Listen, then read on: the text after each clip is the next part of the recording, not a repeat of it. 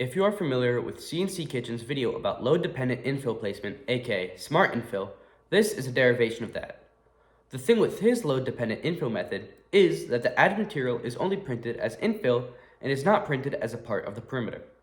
However, in both my own research and other studies, including Stefan's, it shows that the perimeter has a larger impact on both the strength and strength-to-weight ratios of the parts compared to infill.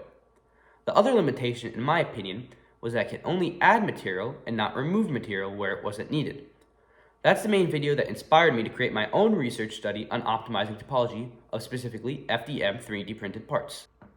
I first tested a bunch of samples that only used normal settings that you could find in a normal 3D printer slicer to optimize the strength to weight ratio of the parts and see how much of an impact the topology optimized parts are actually making compared to the ideal normal print settings. I tested extrusion width, layer height, infill type, wall count, and infill percentage. I also tested 3 of each test sample for consistency. The best combination that I found was 150% extrusion width of 0.6 millimeters, since I was using a 0.4 millimeter nozzle, 1.2 millimeter layer height, with 5 walls and a gyroed infill at 20%.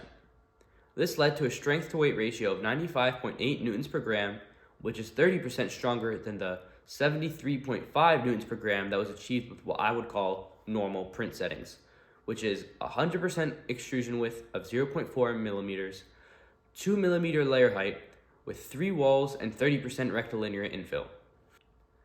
After that, I moved on to testing the topology optimized samples with the same control variables, printed at 150 millimeters a second and 230 degrees Celsius on the Snapmaker J1 with black overture PLA and 30 to 50% fan speed. I used nTopology, which is free to use for students, to simulate the load scenario of the test sample being pulled apart. The test samples are actually the same ones used by CNC Kitchen that I got from his Patreon. Using the simulation, I created a shell with a variable thickness based on the results of the simulation.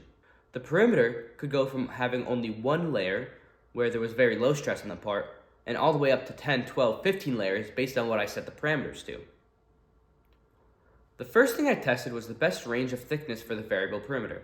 I tested samples with ranges between 1 to 2 walls, all the way up to 1 to 16 walls, all with standard gyro to infill with a 6x6 millimeter cell size.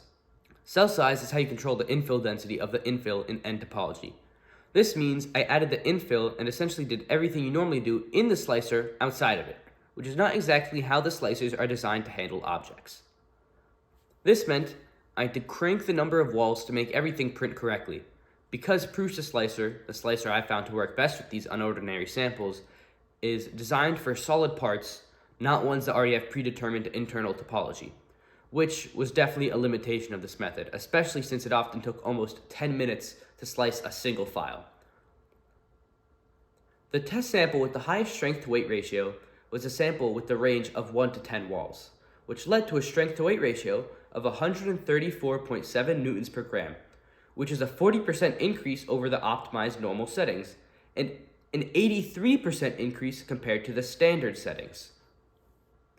Then, using the same data from the stress simulation, I tried varying the thickness of the infill by using the same 6x6x6 millimeter cell size. I tested samples with a variable infill thickness with a range of between 0.6 to 2.4 millimeters, up to 0.6 to 15 millimeters. However, all the samples had lackluster results due to the weight of the samples getting a lot heavier with little to no difference in their total load capacity.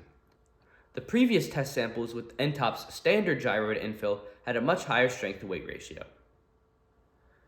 I continued trying to optimize infill by changing the cell size, aka the infill percentage, of gyro to infill by testing cells from 3x3x3 millimeters all the way up to 13x13x13 millimeters. By the way, the smaller the cell size, the smaller and tighter packed the gyroids are, meaning the higher the infill percentage is.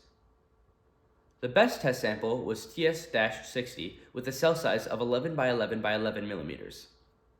However, the gains were only marginal with a strength to weight ratio of 140.5 newtons per gram, which is only a 4% increase.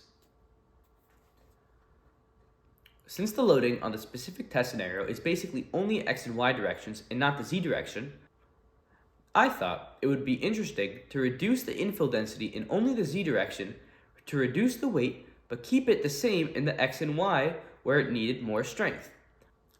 This did slightly reduce the weight, but also reduce the strength. This led to basically no impact, with the 125%, 150%, 175%, and 200% z-direction cell size multipliers all being within 0.5% of the test sample with no z-direction cell size multiplier. Still, the best test sample was the one with the 150% z-direction cell size multiplier with a strength to weight ratio of 141.2 newtons per gram. Overall, I'm pretty happy with how this turned out, showing over a 47% increase in the strength to weight ratio compared to the best normal print settings. Because I really did put a lot of time into this, with over 80 individual test samples that I designed, printed, and tested 3 times. I definitely have a couple more ideas of how I could improve this and make it simpler and work better with slicer softwares, so please let me know if you're interested in seeing more of this, or if you have any other ideas on how to improve this method, and thank you for watching.